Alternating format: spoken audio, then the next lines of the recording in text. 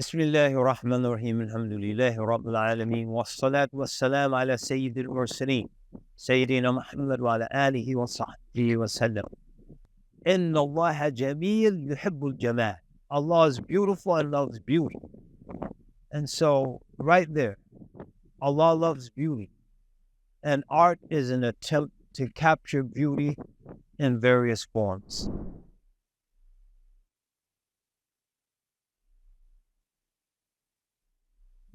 Alhamdulillah, arts, culture are critical in both the development and the perpetuation of a civilization. And the reason for that is that art and culture are manifestations of human productivity. We produce art, we produce cultural artifacts, food, dress. We develop and beautify our languages. And all of these things are critical foundations for civilizational development. What distinguishes one civilization from another? Their religion distinguishes. So Islam is a distinctive feature of what we might call Islamic civilization. Their dress distinguishes. So the dress of the Muslim, modest clothing, conservative clothing, traditional, but beautiful clothing. If you look at the wide array of what we might call the clothing of the Muslim people, you see beautiful patterns, colors, forms. So those distinguish that civilization. Those perpetuate the civilization. You take those things away, they're replaced with the cultural artifacts of another civilization. So Muslims developed over time a culture of music, and nasheed, the daf, even more sophisticated. And there's been theological arguments, this form or that form, lawful or not, but despite the arguments, they've been developed. You had the equivalent of classical music in Andalusia, present day in Morocco. And no matter what ruling one might put on, Ibn Hazm says it's all good, surprisingly. But it displays the desire of Islam to create balance within the individual, to create peace and harmony within the individual. The Islamic Muslim music was used to cure the insane because it restored the equilibrium that is disrupted by various and then manifested in various mental or psychological problems or issues. You take the calligraphy away. You take the arabesque, the geometrical forms that we find in our tiles and other art forms. You take that away, you create a void, and that void is now filled with something else. You take away the samosas, and you take away the roti ikan from the Malays, and you take away the fufu from the West Africans and the fitspits from the East Africans. You take away the food. You take away the clothing. You take away even the language. Then that void, people have to communicate. People have to eat. People have to dress themselves. That void is now filled by the artifacts of another culture. So you take our contemporary situation, you take the food away, that void is filled by McDonald's and Kentucky Fried Chicken and Pizza Hut, even in the vicinity of the Kaaba. And people might think that's innocuous, but that's the product of another culture. And it carries with it the underlying philosophical foundations of that alien culture. You take away the dress, that void is filled by the blue jeans, and that void is filled by the t-shirts, and the void is filled by clothing that reflects the values, the philosophy, the overarching zeitgeist of another civilization. And so the blue jeans, the Western free-spirited, somewhat anarchic, individualistic cowboy ethic And so Muslims aren't just adopting the clothing, they're adopting that ethic. And it manifests in many instances in a rebellion against Islam itself. But that rebellion occurs on the cultural front, so a lot of people don't see it as part of a battle. So culture is critical. You take away the art forms again, and then that's replaced by art forms from another civilization. We just one more example: the music. You take away the anashid. You take away the soothing melodies of Haji Arif Bey, a classical Turkish composer, and similar artists that desire for music, it doesn't go away, but it's replaced now with Madonna and formerly Michael Jackson or even Jimi Hendrix or who knows what. And the harmony and the balance that the Muslim musical forms bequeathed unto the human being are replaced by the discord, the noise, the confusion, the messages in the lyrics. There's no longer Ya Imam Rusli Ya Sanadi. You're the leader of the prophets. Anta Babullahi Mu'tamadi. You are the gate that leads to the law. Allah, the one I depend on. Now it's replaced by, I want to hold your hand. Dance with me. Adultery, fornication. May Allah give us tawfiq and help us to understand what's going on.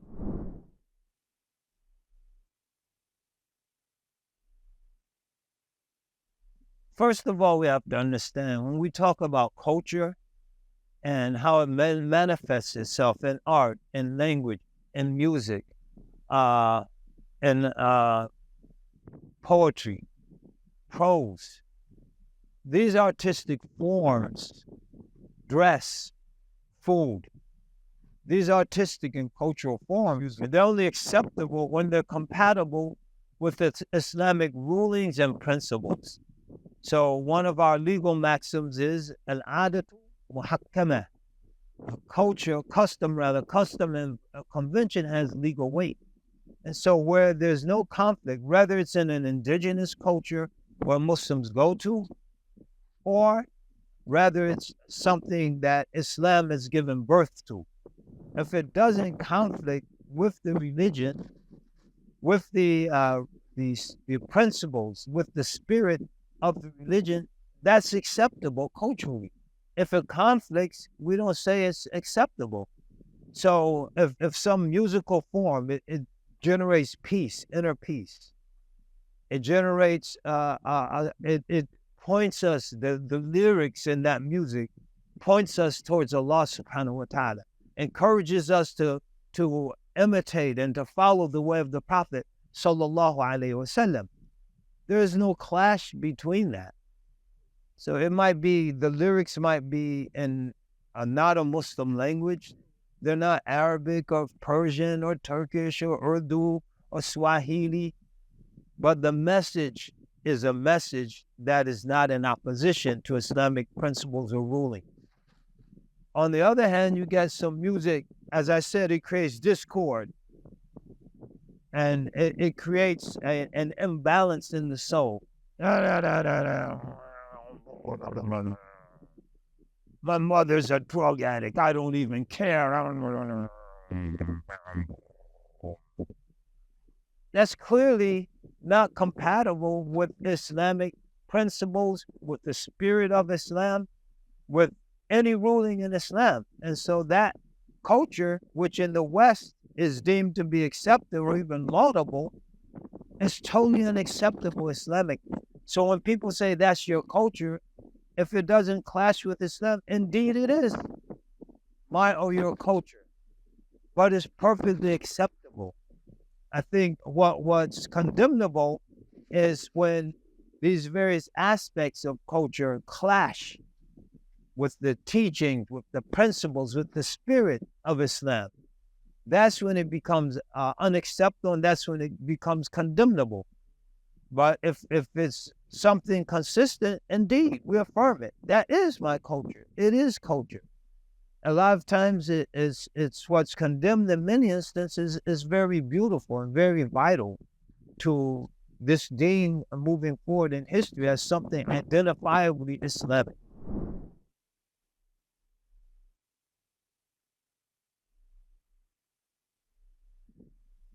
If we reflect on the cultural diversity of the Muslim world, it's variated, it's beautiful.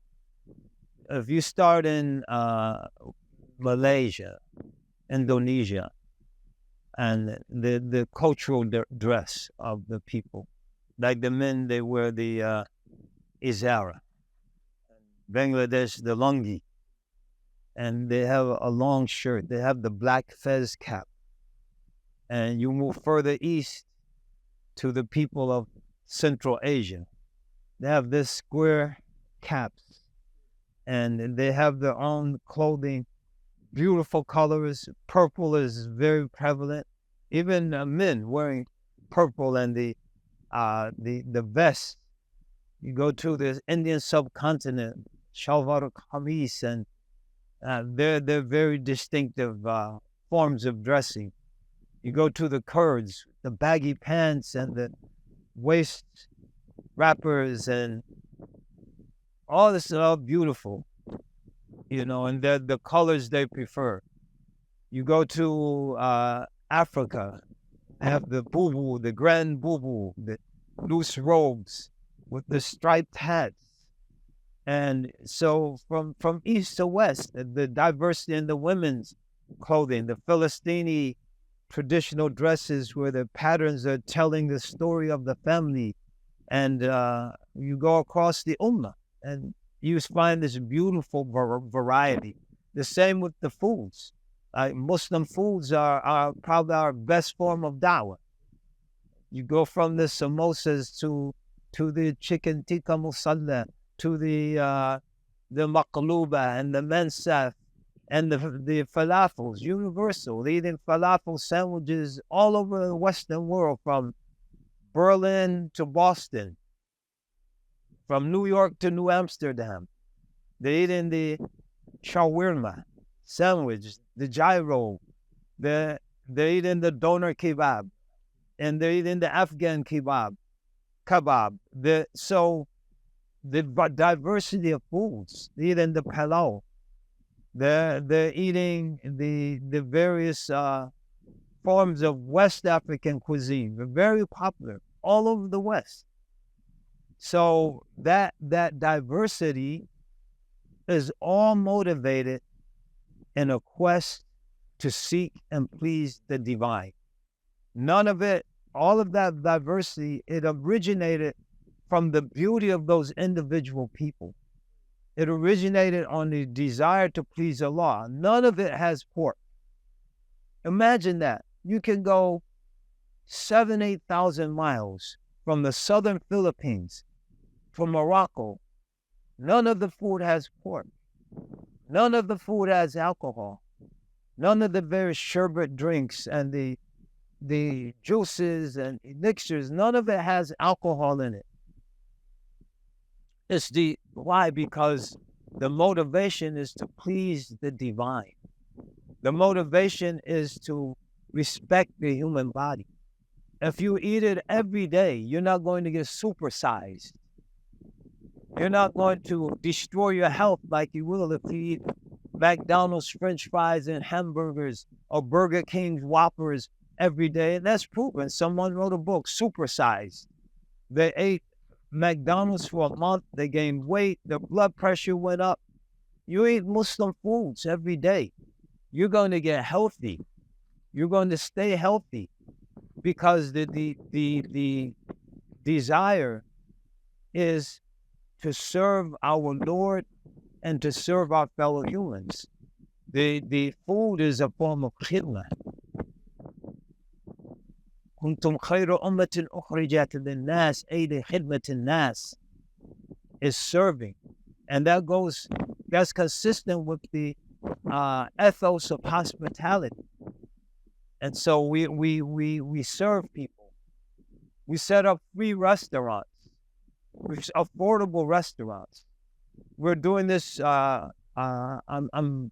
answering these questions in Turkey. They have subsidized restaurants where the poor people can eat delicious, good food, like the rich people. Service. And so because it's motivated by an effort to please the divine, by an effort to strengthen and beautify and keep the human healthy, there is no inherent profit motive. Therefore, the diversity can be respected. The Western monoculture grew up with the Industrial Revolution, which produces these tremendous volumes of output. And so West African clothing that's tied into the cotton fields of places like Egypt, and you have the dye pits in Mali or northern Nigeria and other places throughout West Africa. You have the beautiful blue and the purples and these beautiful colors and the natural dye and the cotton. It's replaced by these massive mills in Manchester, which require colonizing places like Egypt and India, which are ideal for growing cotton. And we impose Adam Smith's comparative advantage. Your comparative advantage doesn't lie in your feeding your people and using your best agricultural land to feed your people. It lies in growing cotton for our textile mills in Manchester and other parts of Britain. So now you occupy, you destroy the land. Cotton production is one of the most destructive agrarian practices. That massive amount of output now requires massive markets. Your domestic market isn't sufficient to keep the factories profitable. So now you have to go into West Africa and destroy the dye pits and destroy their textile industry and occupy their people and force them to buy your exports. And so with that profit motive, there's a motivation to destroy the diversity that the motive to please the divine serves, and to have one product, standardized product, because the standardization is consistent with the massive factories. You can't have one little machine here is making something that's desired in Malaysia, and one thing here that's desired in the lands of the Muslim people of West Africa, the Hausa, the Mandinka, the Fulani, and others, and another factory here making something. No, it's one massive factory, economy of scale, cranking out the blue jeans that you impose on the Malays and on the Nigerians and on the East Africans, and on the Kurds and on the Turks and on the Albanians. And so everywhere you go, they're wearing blue jeans. Everywhere you go, they're wearing T-shirts. Why? Because the factories are more profitable if they're only producing one thing. And so the profit motive and the imperative of capitalism feeds the monoculture that's then imposed on people so that the profits can be maximized. Our culture, the profits and following their way was maximized. And for the Muslims, the Prophet Muhammad sallallahu alaihi wasallam. So in summary, the beauty that Islamic culture, as articulated in the clothing, in the food, in the poetry, and the visual arts, with the calligraphy and the arabesque and the tiles, was motivated by the profit motive, Prophet, and that generated beauty and diversity. The monoculture is motivated by the profit motive, Profit, and it encourages invasion. It encourages occupation to create markets and to steal resources that are required to run these massive economies of scale. And then those markets become receptacles for the output of these economies. So it's totally disruptive to a criminal extent, something that Islam never had. And because Islam never had it, you didn't find Nigerians dressing like Malays. You didn't find Kurds dressing like Yemenis. You didn't find Central Asians dressing like East Africans. You found each culture conditioned, shaped, molded by Islam, manifesting itself in its various locales. It's beautiful. When you have this profit motive, you find this uniformity. May Allah give us tawfiq. So Burger King is from Malaysia to Karapo is Indonesian, Malaysian. Roti ikan, Indonesian, Malaysia. Fufu, West African. Fitbit, East African. Injera, East Africans, creeping up into Sudan, Egypt, but it's localized. And there's no need in terms of imposing this on people. Couscous is North African, Northwest African, right? Couscous, Tunisia, Algeria, Morocco, Libya. You don't find couscous after Juma in Malaysia because the Muslims in North Africa, there's no profit motive that requires them imposing this on the Malays and vice versa. And so I think it's very important for us to understand just how much the advent of capitalism feeds into the imposition of this monoculture on the people of the Muslim world.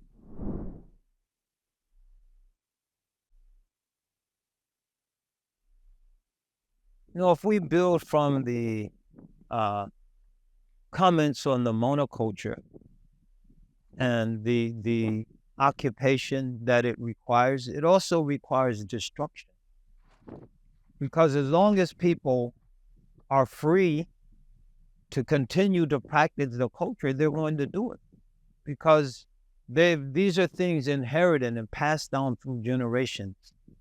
And so what would stop me? I have to be forced.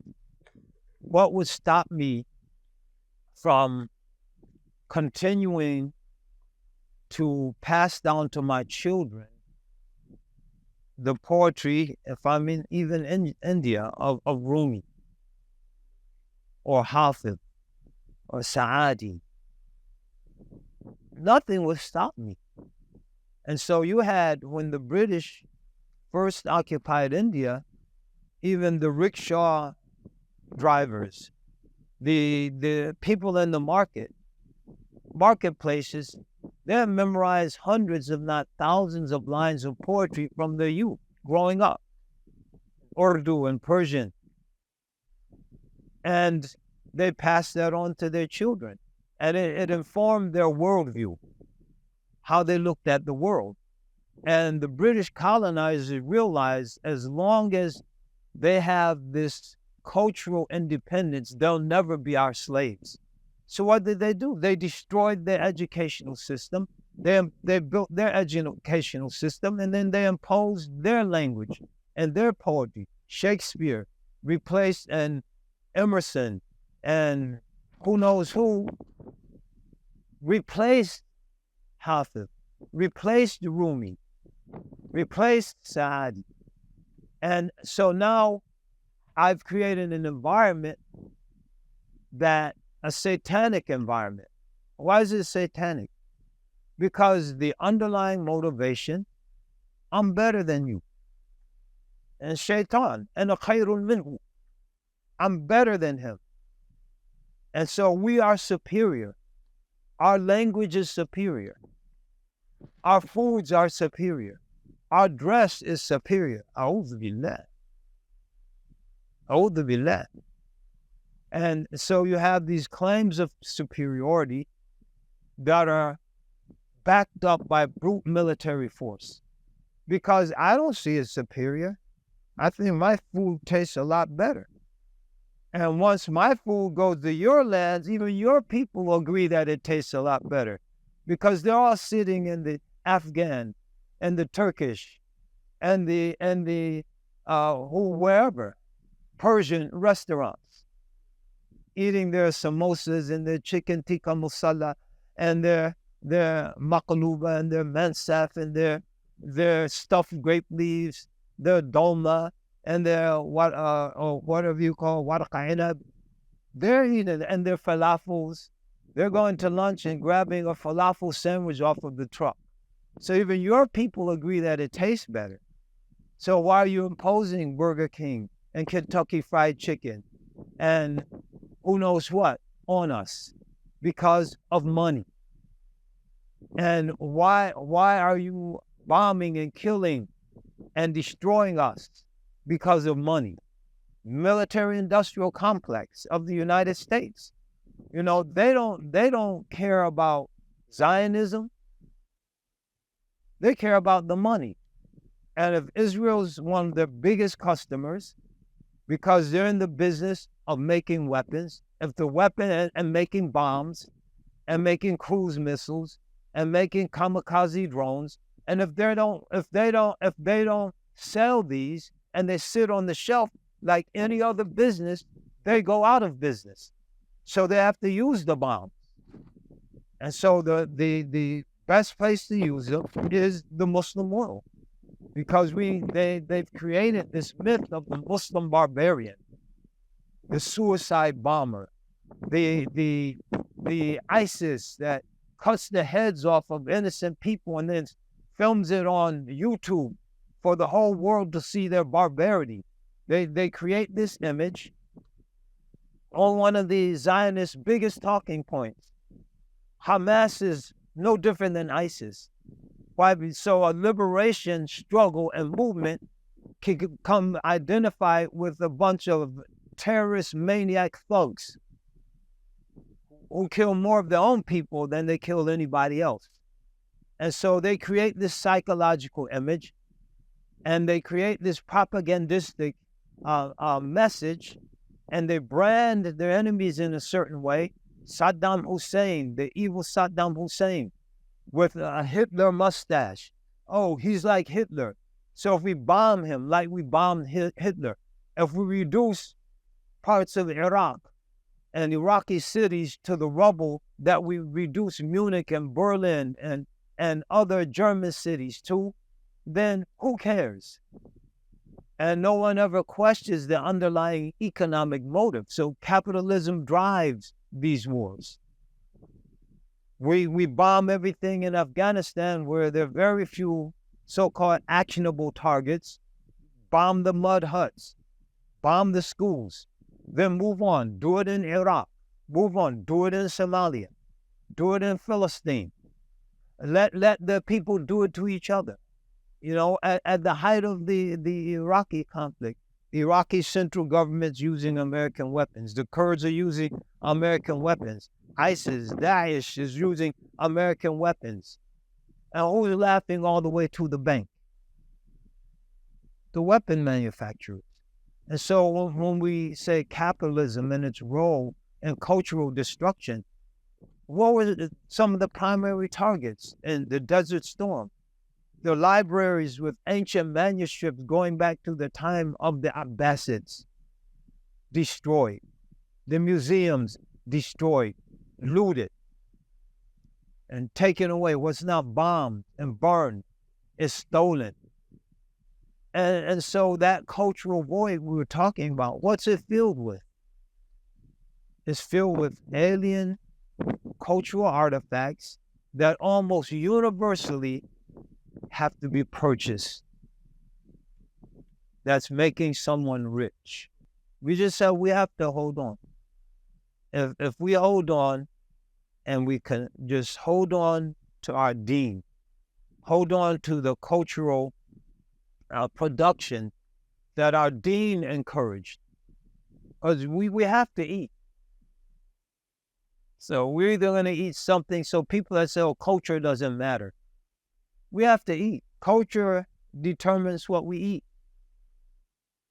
So we're going to eat something that's been influenced, shaped, and formed by Islam and Islamic principles and Islamic rulings. No pork, no alcohol, etc. Nothing that's harmful. Darar yuzad. Harm is to be removed. And so even if there are harmful additives and flavor enhancers, excessive amounts of cholesterol, we have to remove that. Well, we have to eat. So we're going to eat something that's culturally informed by Islam or by some alien culture. We have to dress. So we're going to, and so we're either going to wear clothing that's informed by Islam or by some alien civilization or culture, and across the board. So we have to live. So our homes and how we decorate our homes is going to be informed by some Western movie that we saw, and oh, I want my house to look like this. And then how does our house start to look? Or we're going to live in environments that are informed by Islam and Islamic cultural production. So it's not just a case of this is Islam and this is culture. It's a case of this is Islam and this is culture. This is food. This is poetry. This is language. This is music. This is dress. This is architecture that's informed by Islam. And when it's informed by Islam, it's pursuing that constant quest for beauty. It's glorifying our Lord. You know, we put the round dome on top of the square building. So the heavens meet the earth. The dome of the sky, the round dome, meets the four directions of the earth, north, south, east, west. And that's informing how we see things. Ar-Rahman, علم القرآن, خلق الإنسان, علمه البيان, الشمس والقمر بحسبان, والنجم والشجر يسجدان, والسماء رفعها ووضع الميزان. We've elevated the sky and established the balance. Our art is informed by the golden means. Everywhere, the balance is maintained. So so it's not just, oh, this is Islam, this is culture. It doesn't matter what you wear. It doesn't matter what you eat. It doesn't matter what you live in. It doesn't matter what your eyes look at. It doesn't matter what your ears listen to. So, closing thought. فَإِذَا أَحْبَبْتُهُ فَكُنْتُ سَمْعَهُ الَّذِي يَسْمَعُ بِهِ وَبَصَرَهُ الَّذِي يُبْصِرُ بِهِ وَيَدُهُ الَّتِي يَبْطِشُ بِهَا وَرِجْلَهُ الَّتِي يَمْشِي بِهَا. لَا إِلَهَ إِلَّا اللَّهِ. So it doesn't matter what we look at. Doesn't matter what we listen to.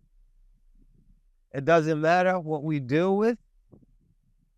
لا حول ولا قوة إلا بالله.